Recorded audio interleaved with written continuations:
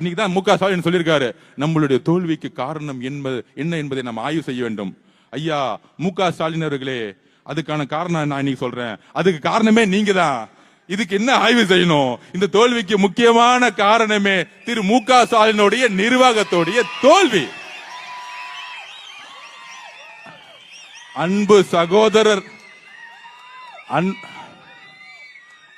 சகோதரன் முன்னாடி சொல்லிட்டு இருந்தேன். இப்ப மாண்புமிகு அமைச்சர் ராஜ்மோகன் அவர்களே,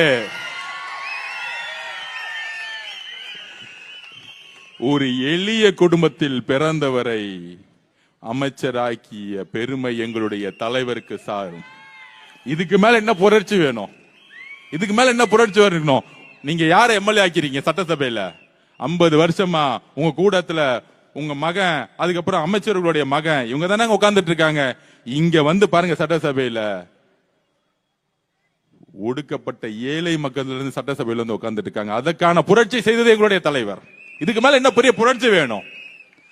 அப்ப திமுக போட்டு விவாதம் பண்ணிட்டு இருக்காங்க. இந்த புரட்சிக்கு காரணம் என்ன? இந்த தோல்விக்கு காரணம் என்ன? இந்த புரட்சிக்கும் தோல்விக்கும் காரணம் ரெண்டு பேர் தான். ஒன்னு ஐயா திரு மு க ஸ்டாலின் அவர்கள், இன்னொரு அவருடைய மகன் இளவரசர் உதயவர்கள். அவ்வளவுதான். இதுக்கு மேல ரொம்ப ரிசர்ச் பண்ணாதீங்க. பாவம் திமுக அழுதுருவாங்க.